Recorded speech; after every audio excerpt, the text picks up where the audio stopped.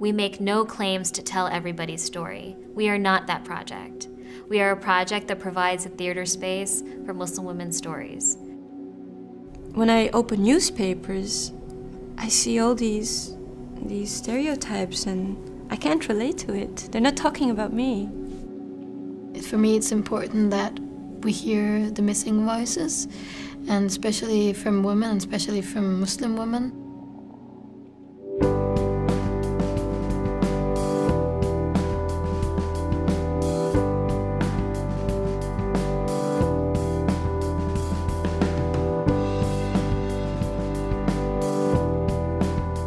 You see beyond the stereotype to the particular and the individual, and you realise that although everyone is different, actually underneath it we're all human and we all have the same values and emotions. Really what we want to do is challenge the perception that Muslim women are only about the hijab. I think very often in public discourse, Muslim women are reduced to a conversation about the hijab, and yet they're rarely present in that conversation.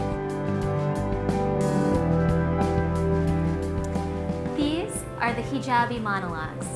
Hijabi, a word that is not age-old classical Arabic, but has become part of Muslim American lingo, referring to the Muslim woman who wears a headscarf.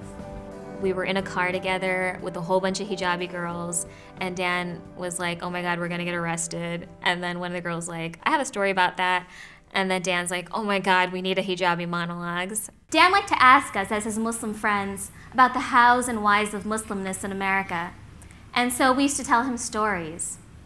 He said, you don't understand how the stories have changed my life, and that I am a completely different person because of it. Because Dan used to work for corporate America, you know, and he's like, I can come there and say a story because now I know these stories. And he's like, and I usually tell the football story because he's like, they're not really that crazy. Let me tell you this. Zainab was a Shia Iraqi-American Republican football fanatic who never missed a game every year during her entire undergrad career. I was in Jordan. I was like, I'm in, but I don't know what this is going to look like. And I thought about it, and I started writing stories. Storytelling happens with friends. And basically, we thought that maybe we can create that space that we had with each other and offer it to other people. And I realized that the only way to get stories from people is if you tell them your story, and then they'll respond.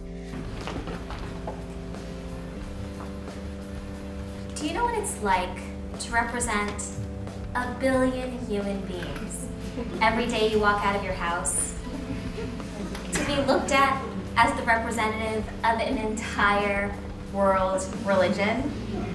I really like the story I'm Tired because I could relate to it, because me feeling to have to represent all Muslims, it's a feeling I have all the time, both from my own Muslim community, but also from the Danish society, because at this one hand I should be a Danish young lady, and at the other hand I should also be a Muslim. I'm tired of not going to class because I didn't do the reading, and if I don't say something incredibly brilliant, my silence will be attributed to being inherently oppressed by my men, religion, clothing, rather than the fact that I was on Facebook the previous night like 90% of the class. I'm Dutch, and Hijabi from Holland are Dutch Muslims. So I think that there is a fear of people thinking that Muslims will take over, and then you start with trying to attack people on the way they look. I'm tired of putting on my understanding, patient face every time some idiot asks, so, what do you speak over there? And why do your people hate us? And is Islam and the West at war? Instead of saying, hello? Do you not see me? Do you not see me standing right here in front of you? And I am not wielding a sword? She's American, and she feels as an American citizen. And, this is me. I faced many questions, of this kind. In a restaurant, in an airport, everywhere. There are certain personalities that are storytellers, right? And we don't just want those personalities. We wanted stories from people who are regular, everyday people. When Amir first touched me, I felt wanted. I felt this body that God gave me was beautiful. And what I really liked about the Hijabi Monologues, that everyone could relate to it, like every woman can relate to it, either you're Muslim or not.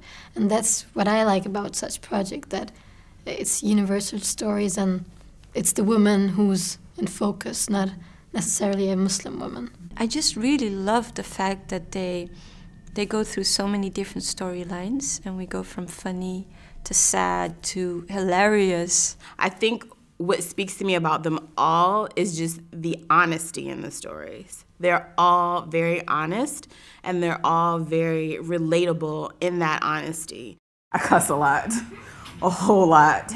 Not like a sailor, but definitely more than my grandma would approve. Yes, I understand there are other words. I just happen to like cuss words.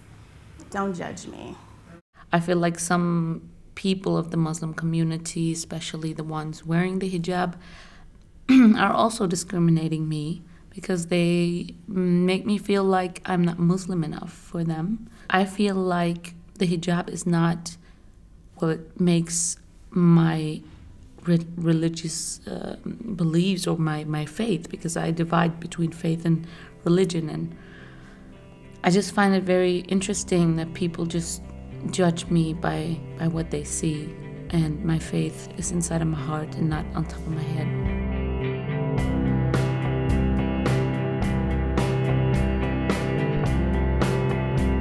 I'm not going to change people's minds overnight, but if I change one person's mind before I close my eyes on my deathbed, I'll go, alhamdulillah, I've changed one person's mind, and they can look at the view of a Muslim woman or a Muslim family, a whole or a Muslim man, in a different concept, instead of looking them on based what media perceives a Muslim man and woman to be. I think most people, at least in Western Europe and the United States, they have some kind of concept of what a Muslim is. And oftentimes that's not a positive image. It's often informed by a particular story, right? And so I think that audience, it would be great for them to come. Right now, the debate in the media and the public debates have become so aggressive, and I see people attacking a group and people defending themselves. That's not a dialogue. That's strategy, you know. It's almost a war, but an information war. And I don't think Muslims should be put in that place that they just keep defending themselves.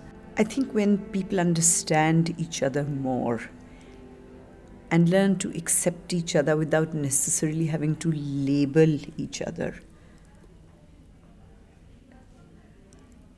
there we would be more comfortable being who we would like to be.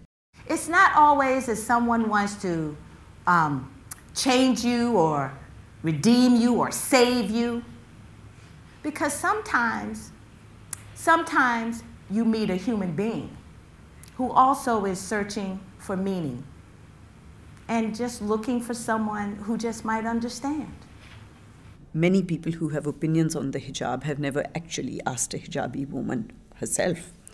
And somebody in Dublin, a man, said to me that he's actually hesitant to go and approach a woman in hijab and ask her opinion or ask her why she's wearing it.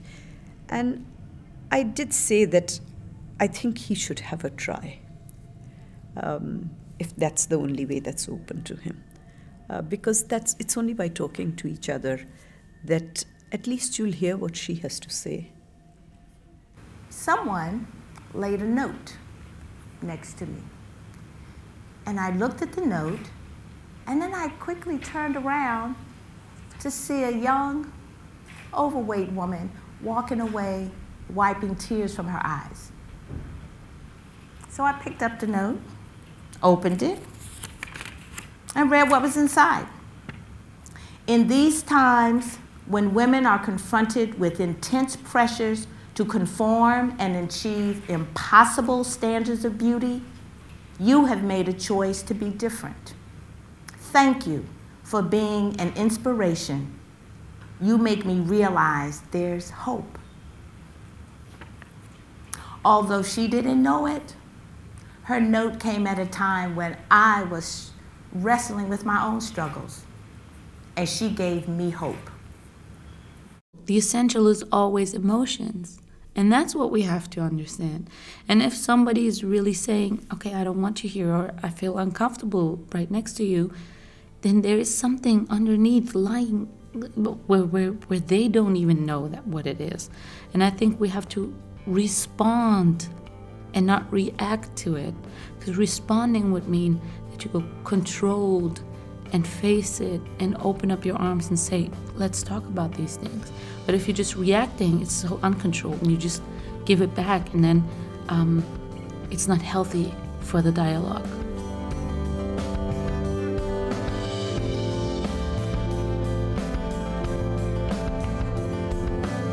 It touched me, and I was like, this is what we need. We need Hijabi Monologues in Europe and in all these countries that have no idea how to deal with these Muslims. We have fantastic women, is the only way to describe them, from all over Europe who now want to take this project forward in their own locations, and that's thanks to the British Council.